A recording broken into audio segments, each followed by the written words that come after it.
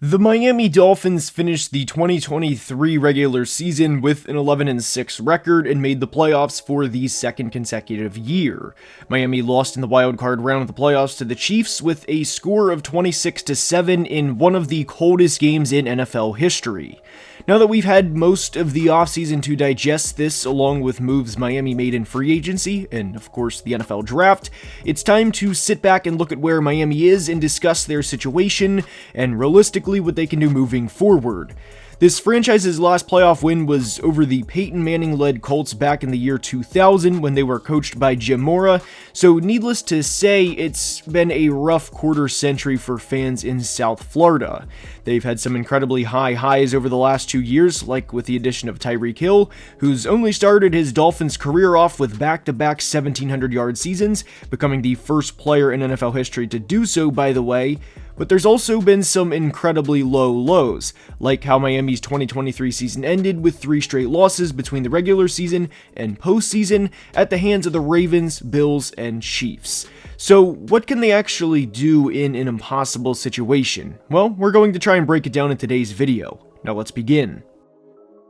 The Dolphins ended their 2023 season with a loss to the eventual Super Bowl champion Chiefs. There's no shame in losing to the eventual champions, right? I mean, only one team can win the Super Bowl each year, and unfortunately 2023 was not the Dolphins' year. But with how the Dolphins season ended, and specifically the Chiefs game, is why I think they are in an impossible situation moving forward. They lost by 19 points on the road, and whether this game was in Kansas City in January or Germany, I think the Dolphins were going to lose no matter what. And the reason we said Germany, of course, was because the Dolphins lost to the Chiefs in Week 9 with a score of 21-14 in Germany. Losing your top 2 pass rushers to not just minor injuries late in the year, but major injuries that could and probably will trickle into the 2024 season is a substantial loss, no matter the team. But even if Jalen and Bradley play in the playoff game against Kansas City, that does not change the result for Miami. Would the loss look less ugly? Maybe, but the result would stay the same.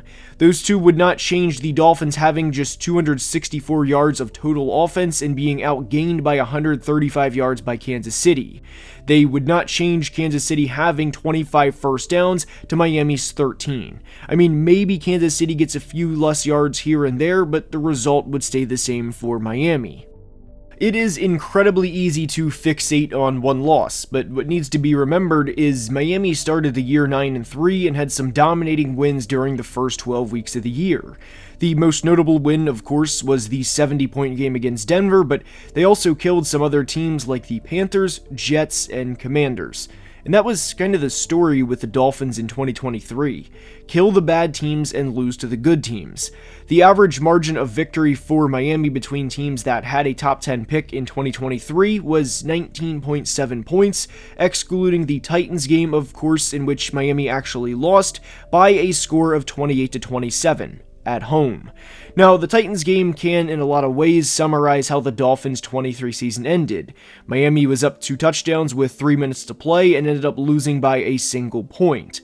Will Levis threw for over 300 yards, and DeAndre Hopkins had over 120 yards and a touchdown. That loss in particular was tough because the AFC East rival Bills needed some help as they were 6-6 at a point, only to win their final 5 games of the year, including a Week 18 division-deciding game between the Dolphins and Bills. And the big question for Miami is, what's next, and how do you get out of this? How do you actually, beat good teams? The frustrating part for Miami during their 23 season is they lost to the aforementioned Chiefs, but they also lost to Buffalo twice, they lost to Philly before they collapsed, and they lost to the Ravens, and big, as the final score in that game was 56-19. It sucks when your favorite team loses games, but it really sucks when the teams you lose to, aside from the collapse against the Titans, are all playoff teams, and the only playoff team you beat all year was the Dallas Cowboys, and they were also a team that struggled against good teams. And like Miami, Dallas lost in the wild card round by double digits. This may be a hot take, but I think you can make an argument, not to say that they definitively are, but I think you can make an argument that the Dolphins are in the worst situation in all of football for a few reasons. They've done a lot of things right over the past few years, like hiring Mike McDaniel, and like trading for Tyreek Hill, and having a duo of him and Jalen Waddle, but for all of the good things they've done, there's a lot of question marks at quarterback, and I don't have an answer as to what they should do moving forward. This tends to strike some Dolphins fans the wrong way, because Tua just led the league in passing yards, and he finished 5th in passing touchdowns. Tua also finished 5th in completion percentage, and granted it doesn't have the allure it did several years ago, but he was also named a Pro Bowler, and some teams' fan bases would kill for the production Tua had during the 2023 season. But I also think it's fair to say that he limits what the team can do offensively. Now, to go back to the worst situation in football, I would argue this because I don't see any way the Dolphins win a Super Bowl in the next few years based on where they currently are. One thing that not only applies to the Dolphins, but for every other AFC team for that matter, is the regular season, aside from getting to the playoffs, does not mean anything when this conference is as loaded as it is at quarterback.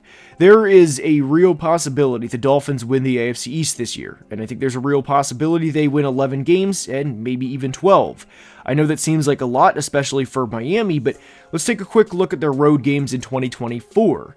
We obviously know about the 3 division games, but aside from those, they play in Green Bay, in Houston, in Indy, and the rest are on the screen. This is not an easy road schedule by any means, but their home schedule is a lot easier compared to the road schedule. And if they can go 7-1 at home, or even 6-2 at home, and go 5-4 on the road, which is possible, especially with how much Mike McDaniel is in his bag at the beginning of each year, they can win double-digit games. Are a lot of these going to be toss-ups? Yes, but Miami can absolutely find a way into the postseason, and they can win the AFC East. But back to the point of playing in the AFC. If you do not have a premier quarterback in this conference that can go toe-to-toe with 15 in red, or any of the other quarterbacks for that matter, the reality is it does not matter. We're 5 years past the Titans making their 1-year run to the AFC Championship game, and there's been 4 quarterbacks in the AFC Championship game since 2019, and those guys have been Patrick Mahomes, Josh Allen, Joe Burrow, and Lamar Jackson. That's it. It hasn't been 7 different quarterbacks over the past few years. There's been one constant and a revolving door of who challenges that guy in Kansas City. And believe it or not, I would not take Tua in a playoff game over him with the season on the line no matter how good his regular season numbers are. That is a big reason why I think they are in such a tough situation moving forward. What do? Do they try and trade Tua for draft picks hoping somebody overpays? And even if they did, what would be the Tua replacement plan? Because remember, Tua's not a bad quarterback. This is a team that has a very good roster outside of a few positions, and unfortunately the positions they're not great at are needle-moving positions, and that's what's always going to hinder the Dolphins moving forward. And one thing that I think that gets lost with the Dolphins is because they're not an elite team, they're kind of just discredited, and there's this kind of belief or thought of, well, we know they're a solid team, but they're never going to be the elite of elite, so, did they really even do anything to improve their roster this offseason? And to be completely honest, I loved what the Dolphins did in free agency to improve their roster. They brought in linebacker Jordan Brooks from the Seahawks, they brought in corner Kendall Fuller, they brought in center Aaron Brewer, and not only that, but they also brought in veteran pass rusher Shaq Barrett. The Dolphins have 5 pass rushers that I actually like that can get after the quarterback consistently when healthy. 3 is good in any defense, but to have 5 in Jalen Phillips, Bradley Chubb, of course Shaq Barrett, and their 2024 draftees in Chop Robinson and Mo Kamara. Now, admittedly, I am a little higher on Mo Kamara than a lot of other analysts, and I'm not going to be a dummy and sit here and think that Mo Kamara as a 5th round rookie in that loaded of a defensive end room or a pass rushing room will have 9 or 10 sacks as a rookie, but the reality is the Dolphins have guys that can get after the quarterback. Hell, I even like their secondary a lot. But the thing with the Dolphins is, and this is going to continue to be, push the narrative for them, is they haven't won a playoff game in over 20 years. They currently have the longest active playoff drought in terms of winning a playoff game. The average margin of defeat in the 6 Dolphins playoff losses this century has been by 12.5 points, with 5 of these 6 losses being by double digits. The only playoff loss this century the Dolphins have not lost by double digits, ironically enough, was with Skylar Thompson in 2022 when they lost in Buffalo. The Dolphins recently added receiver Odell Beckham Jr. for the 24 season, and Odell's first 3 years were great, but the last time he cleared 1,000 yards in a season was back in 2019. In an offense with Tyreek, Jalen Waddle, and the running back trio they have as they drafted Jalen Wright from Tennessee, well, simply put, I don't think Odell is going to be a guy who has a big year in Miami in the year 2024. Could Odell have a game or two, or even a moment or two during this year where he has 100 yards and a touchdown? And could there be a game where him and Tyreek combine for 200 yards and 2 scores? Yes, absolutely there could be, as remember, Tua led the league in passing yards last year and finished top 5 in passing touchdowns.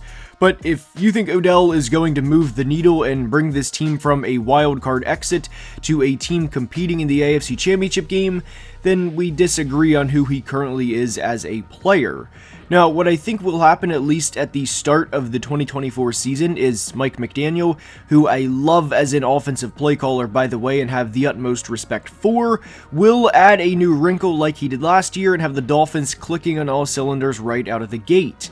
The 2023 Dolphins had 4 400 total yard games in 4 of their first 6 games last year, in which they started the year 5-1, but they only had 2 during the final 11 games, and they would go just 6-5 during this span. McDaniel revolutionized the NFL last year as he implemented what's called a cheat motion, where Tyreek, more often than not, would start out wide, motion in, then motion back out, and while he was motioning out, the ball would be snapped. There were times where the GPS was on Tyreek, and because he would have a second and a half of build-up speed, well, there were times he would cross the line of scrimmage at over 18 miles per hour, less than a second after the ball was snapped. The amount of stress that puts on defenses can't be measured because of how unique of a weapon Tyreek already is without a running start. Safeties and corners are in constant communication, whether they're running a cover 3 or quarters or cover 2 man or whatever coverage they're calling. They always have to account for Tyreek because he can wreck the game at any time. The cheat motion really hurt defenses early on because if a defense was in quarters or in a cover 3 defense, the time for the safety and the corner to communicate who is carrying Tyreek, who already had a head start by the way, was next to none.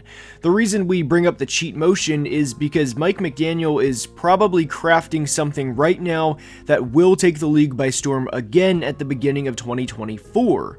A lot of coaches took the cheat motion from McDaniel and were using it on their own by the middle of the 23 season.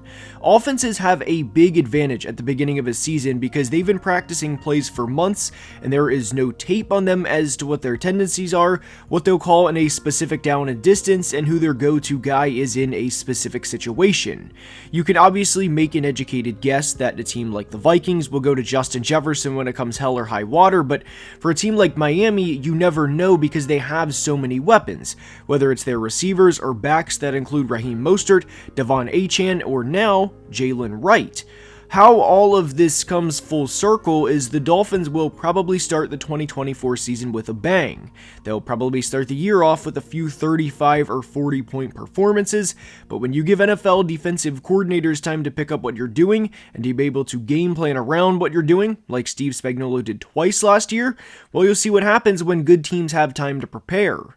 Miami put up just 21 points in the 2 games they played Kansas City in 2023. And they put up just 34 points in the 2 games they played Buffalo in 2023. Miami has done a lot of things right over the past few years. They truly have. But with how tough the AFC is, I have a hard time seeing this team seriously compete in 2024.